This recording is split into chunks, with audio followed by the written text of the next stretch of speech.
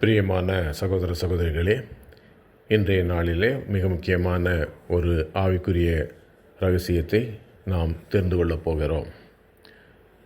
ஆதியாகமம் 3ஆம் அதிகாரம்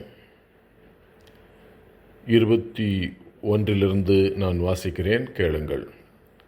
தேவனாகிய கர்த்தர் ஆதாமுக்கும் அவன் மனைவிக்கும் தோல் உடைகளை உண்டாக்கி அவர்களுக்கு உடுத்தினார். பின்பு தேவனாகிய கர்த்தர், இதோ மனுஷன் நன்மை தீமை அறியத்தக்கவனாய் நம்மில் ஒருவரைப் போலானான். இப்பொழுதும் அவன் தன் கையை நீட்டி ஜீவ விருட்சத்தின் கனியையும் பறித்து புசித்து என்றைக்கும் உயிரோடிராதபடிக்கு செய்ய வேண்டும் என்று அவன் எடுக்கப்பட்ட மண்ணை பண்படுத்த தேவனாகிய கர்த்தர் அவனை ஏதேன் தோட்டத்திலிருந்து அனுப்பிவிட்டார். அவர் மனுஷனை துரத்திவிட்டு ஜீவ விருட்சத்துக்கு போகும் வழியை காவல் செய்ய ஏதேன் தோட்டத்துக்கு கிழக்கே கேருபீன்களையும் வீசிக்கொண்டிருக்கிற சுடரொளி பட்டயத்தையும் வைத்தார். ஹல்லேலூயா. பிரியமான சகோதர சகோதரிகளே, வாசிக்கப்பட்ட பகுதி மிகவும் எல்லோருக்கும் தெரிந்த ஒரு பகுதி. ஆண்டவராகிய கர்த்தர் என்ன செய்தார்? ஆதியிலே ஆதாமை உருவாக்கினார். ஆதாமை உருவாக்கி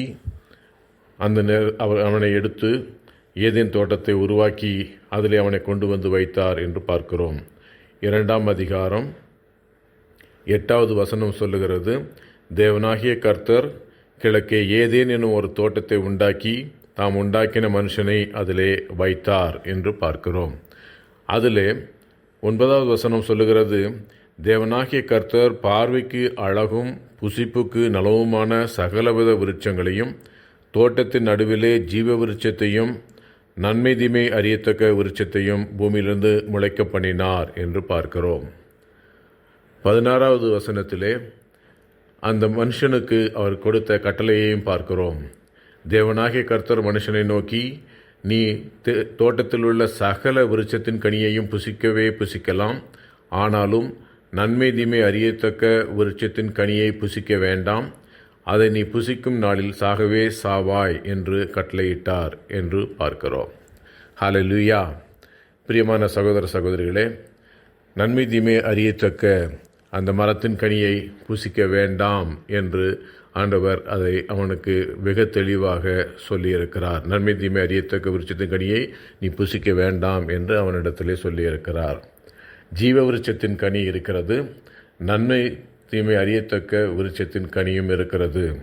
ஆண்டவர் தெளிவாக சொல்லுகிறார், நன்மை தீமை அறியத்தக்க விருட்சத்தினுடைய கனியை நீ புசிக்க வேண்டாம், புசித்தால் நீ சாகவே சாவாய் என்று ஆதாமுக்கு ஆண்டவர் எடுத்து சொல்லுகிறார். அதே வேளையிலே அதனுடைய இன்னொரு அர்த்தம், ஜீவ விருட்சத்தின் கனியை நீ புசிக்கலாம், புசிக்க உனக்கு அனுமதி உண்டு என்று ஆண்டவர் சொல்லுகிறார். ஹல்லேலூயா. ஆனால் ஆதாம் வஞ்சிக்கப்படுகிறான், பிசாசினாலே வஞ்சிக்கப்படுகிறான். ஏவாளை வஞ்சித்த பிசாசு அவள் மூலமாகவே ஆதாமையும் வஞ்சிக்கிறதை நாம் அறிந்திருக்கிறோம். அதன் பிறகு கர்த்தர் இடைப்பட்டு அவர்களை அந்த தோட்டத்திலிருந்து வெளியே அனுப்பின அந்த வசனங்களைத்தான் முதலாவதாக நாம் வாசிக்க கேட்டோம். அதிலே அவர் என்ன சொல்லுகிறார்? 22வது வசனம், பின்பு தேவனாகிய கர்த்தர், ஆதியாகமம் 3ஆம் அதிகாரம் 22வது வசனம், பின்பு தேவனாகிய கர்த்தர், இதோ மனுஷன் நன்மை தீமை அறியத்தக்கவனாய் நம்மில் ஒருவனை போல் ஆனான் என்று எழுதப்பட்டிருக்கிறது. ஹல்லேலூயா. ஆண்டவர் நன்மை தீமை அறியத்தக்க மரத்தினுடைய கனியை நீ புசிக்க வேண்டாம் என்று விலக்கினார். ஆனால் சத்துருவானவன் அதை அவன் சாப்பிடும்படியாக செய்தான் என்று பார்க்கிறோம்.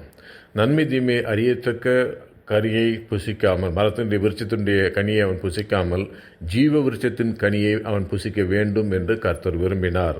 அதாவது அவன் இந்த பூமிக்குள்ளே பிரவேசித்து பூமியினுடைய பாடுகளையெல்லாம் பட்டு அனுபவித்து அதன் பிறகு அவன் பரலோக ராஜ்யத்துக்குள் பிரவேசிக்கிறதற்கு பதிலாக அவன் நேரடியாக பரலோக ராஜ்யத்திற்கு வர வேண்டும் என்று கர்த்தர் விரும்பினார். ஹல்லேலூயா. அவன் ஆதாமும் ஏவாளும் முதலாவது மனிதனாக அவர் படைக்கப்பட்டிருக்கிறவர்கள், அவர்களுடைய சந்ததி எல்லாம் அவர்கள் முதலாவதாக ஜீவ விருட்சத்தை தேர்ந்தெடுத்திருப்பார்களே, ஆனால் அவர்கள் முழுமையாக அப்படியே பரலோக ராஜ்யத்துக்குள்ளே பிரவேசித்திருக்க முடியும் என்று இந்த வசனம் நமக்கு சொல்லுகிறது இருக்கிறது.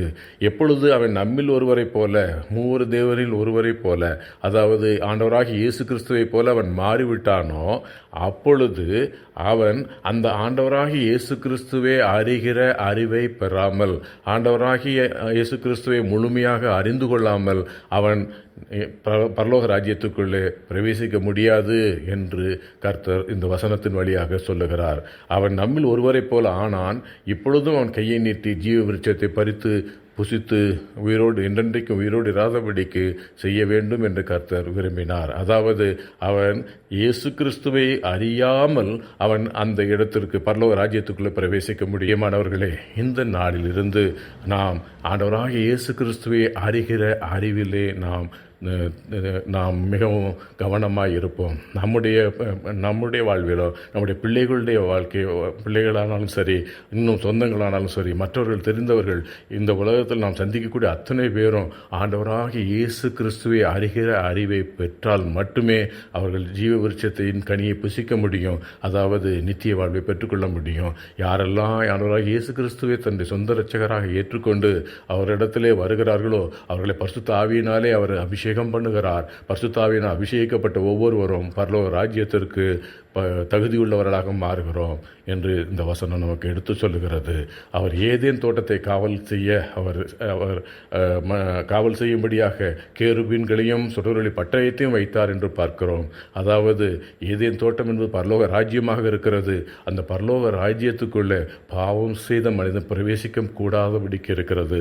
எனவே பிரியமானவர்களே, ஆண்டவராகிய இயேசு கிறிஸ்து நம்முடைய பாவங்களை எல்லாம் மன்னித்து, நம்முடைய குற்றங்களை எல்லாம் மன்னித்து, நம்மை நித்திய வாழ்வுக்கு தகுதியுள்ளவர்களாக பரிசுத்த ஆவியினால் அபிஷேகம் பண்ணி அந்த ஜீவ விருட்சத்திற்கு கனியை புசிக்கும்படியாக பரலோக ராஜ்யத்திற்கு அழைத்து செல்வார் என்று இந்த வசனம் நமக்கு எடுத்து சொல்லுகிறது. எனவே பிரியமானவர்களே, ஆண்டவராகிய இயேசு கிறிஸ்துவை பற்றிக் கொள்வோம். அவர் நம்மை ஜீவ விருட்சத்தை நோக்கி நடத்துவாராக. ஆமென்.